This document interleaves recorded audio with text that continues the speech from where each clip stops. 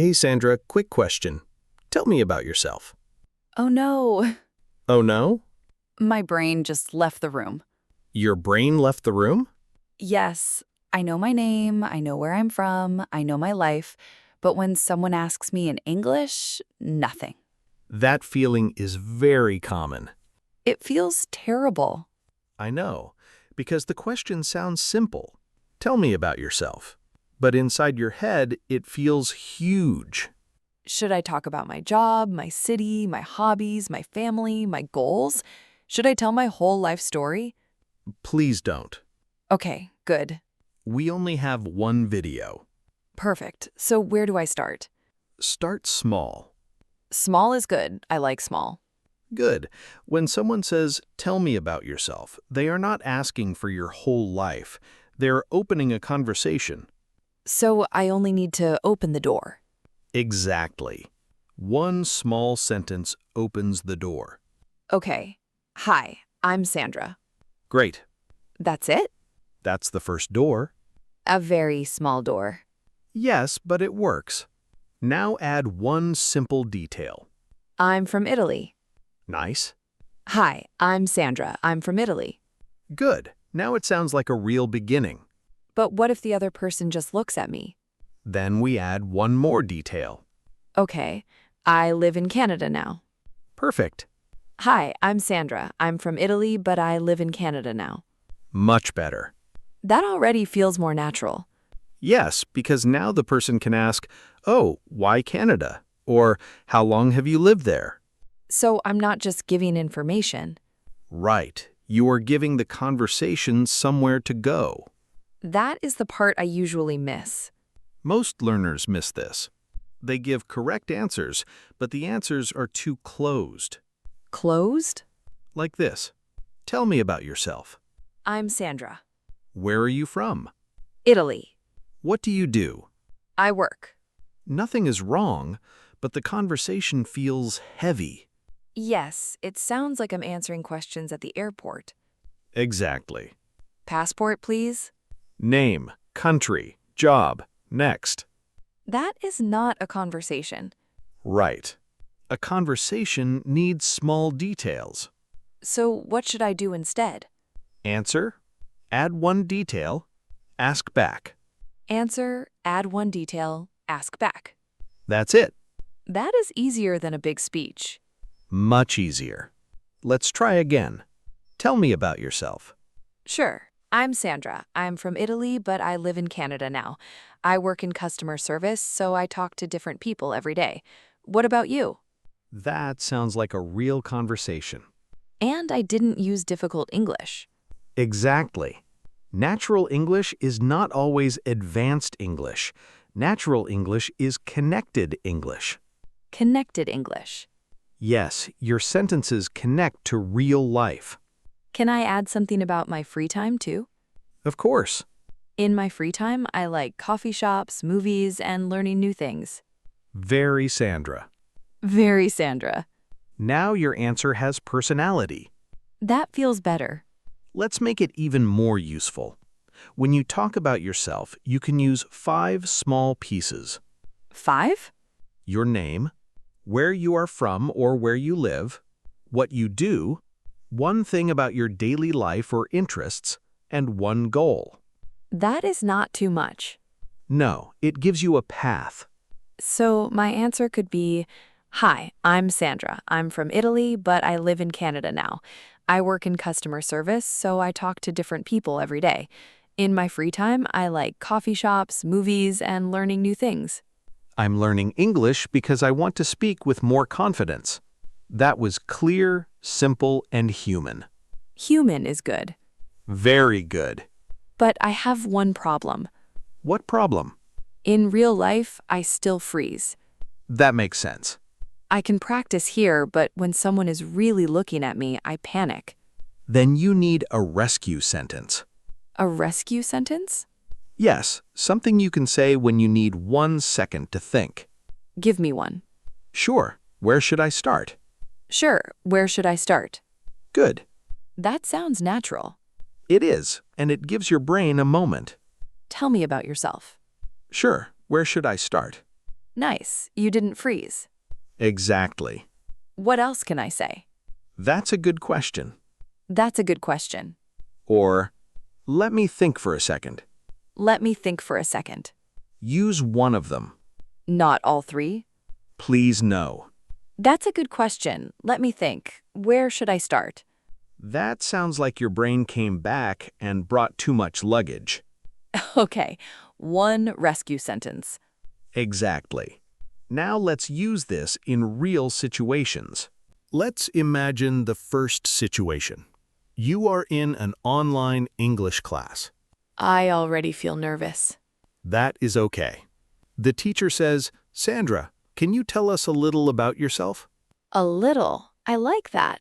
Not my whole life. Exactly. A little. Sure. I'm Sandra. I'm from Italy, but I live in Canada now. I work in customer service, and I'm learning English because I want to feel more confident when I speak. Great. That was enough? Yes. In a class, that is perfect. I didn't need to say my favorite color, my childhood story, and my fall weekly schedule? No. Save that for episode 2. Good. Now, let's make it a little more conversational. Nice to meet you, Sandra. What do you like to do in your free time? In my free time, I like watching movies and going to coffee shops. What kind of movies do you like? Simple stories. Nothing too complicated after work. That is very honest. My brain has limits. Mine too. See? Now it feels like a conversation. Because you asked me something normal. Yes, and you answered with a small, real detail. Not too much, not too little. Exactly. Now, situation 2. You are at a small social event. This one is harder. It can be, because nobody gives you a script. That is the scary part. Let's make one. Hey, I'm Marcus. I don't think we've met before. Hi, I'm Sandra. Nice to meet you. Nice to meet you too. Are you new here? Yes, I moved here a few months ago, so I'm still getting used to the city. Oh, nice. Where are you from originally? I'm from Italy. What about you? I'm from Canada. I've lived here for a long time. Do you like living here? Great question. I asked back. You did. And that is how you keep the conversation alive. So I don't need to wait for the other person to do all the work. Exactly. A good conversation is like a small ball. A ball. Yes, they ask, you answer. Then you throw the ball back. English tennis. Kind of. I am not very good at tennis. That is okay. Start with small throws. What about you? Perfect small throw. Now, situation 3. You are in a work meeting and someone says, can you introduce yourself? Work English always feels more serious. True. So keep it clean and simple. Okay. Can you introduce yourself quickly? Sure. I'm Sandra. I work in customer service and I talk to clients every day.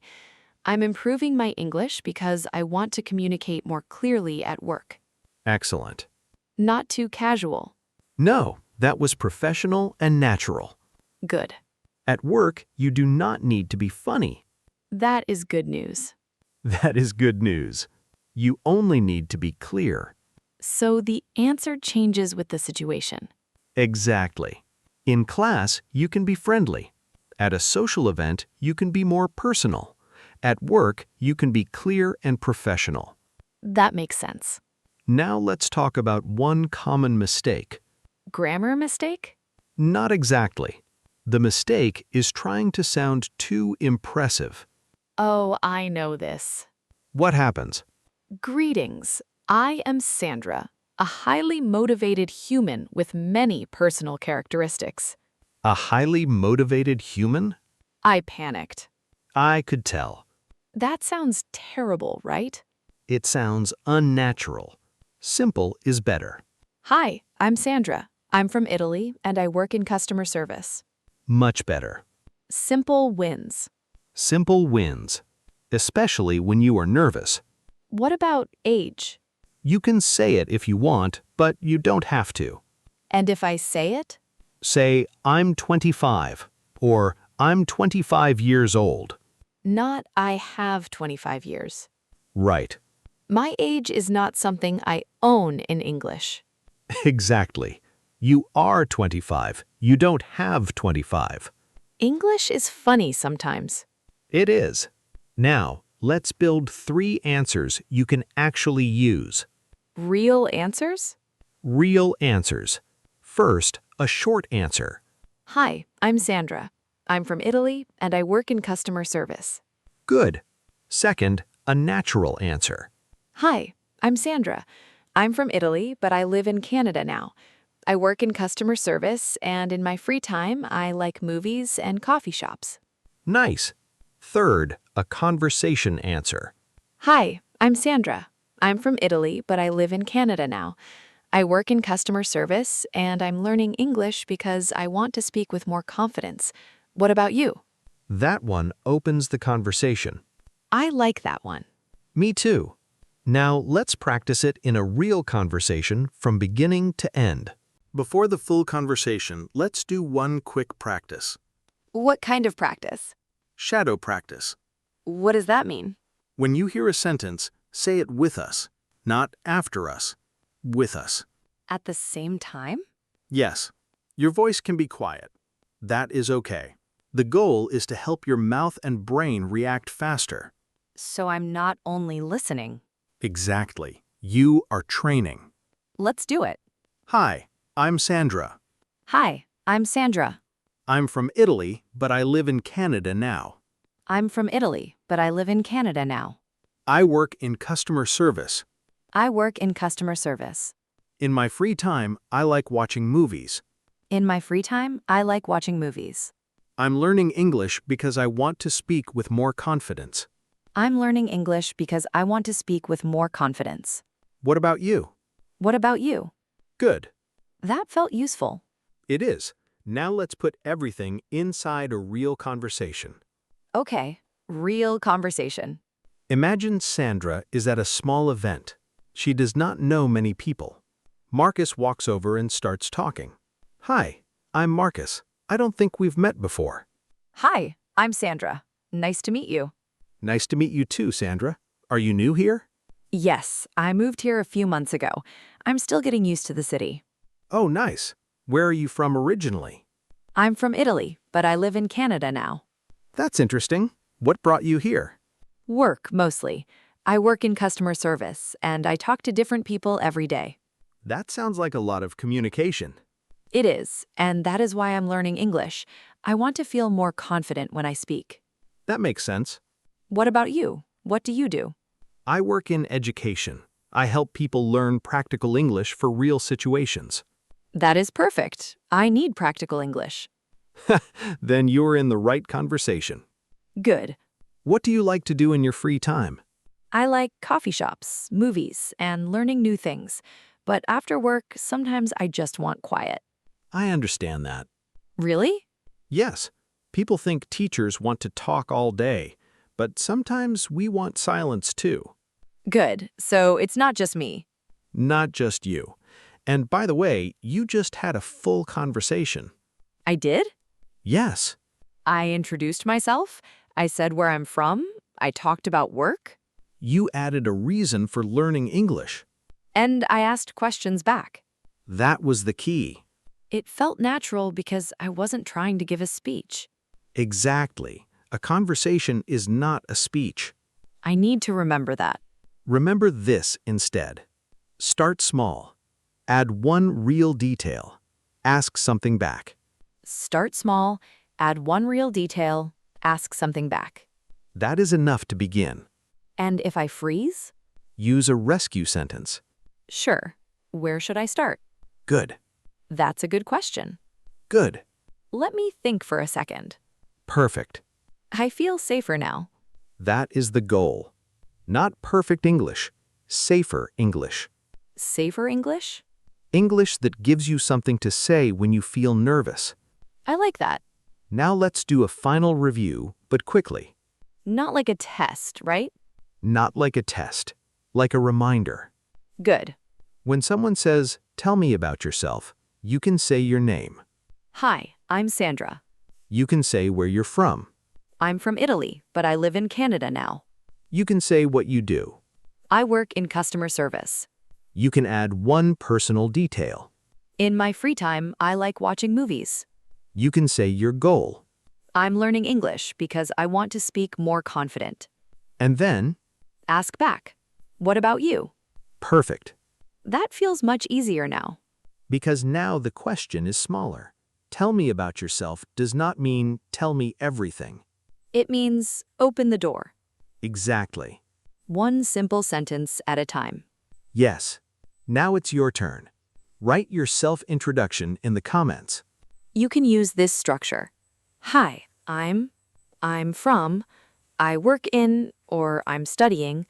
In my free time, I'm learning English because. And if you do not want to share personal details, change them. Use any country, any job, or any hobby. The goal is practice.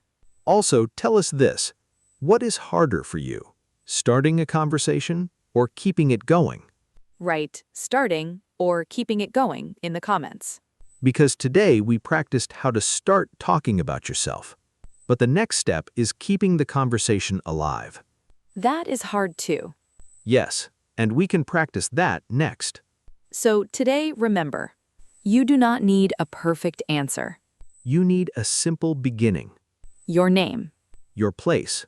your work or study, One real detail. your goal. And then ask back. Simple English can start a real conversation. If this video helped you, subscribe to True Flow English for real English in real situations. And practice your answer in the comments. We'll see you in the next video. Keep going. Your English does not need to be perfect. It needs to be used.